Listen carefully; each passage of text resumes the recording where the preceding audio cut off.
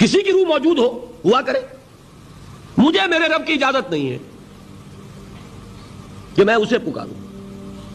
مدد مانگوں گا اللہ سے، دعا کروں گا اللہ سے، استغاثہ کروں گا اللہ سے، تکلیف کے لیے دہائی دوں گا اللہ کی. اب اللہ جس سے چاہے کروا دے، کسی روح کو بھیج دے، کسی فرشتے کو بھیج دے. مجھے کیا ہے، مجھے آم کھانے ہیں، پیڑ نہیں گننے. فلاں روح نے آگے کام کر دیا، کرے بھائی، میرا کام بننا چاہیے. اور فرشتہ آ گیا، اس نے کام بنا دیا، کرے، مجھے کیا غرض ہے اس سے، میرا کام بننا چاہیے.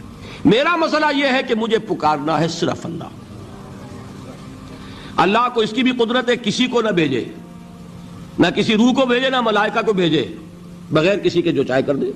اللہ کا مرضی ہے، وہ چاہے کسی روح کو بھیج دے، کسی فرشتے کو بھیج دے. مجھے اس سے غرض ہی کوئی نہیں. مجھے تو اپنی تکلیف کا دور ہونا مطلوب ہے، اس کے لیے میں پکاروں گا. سمجھ رہے؟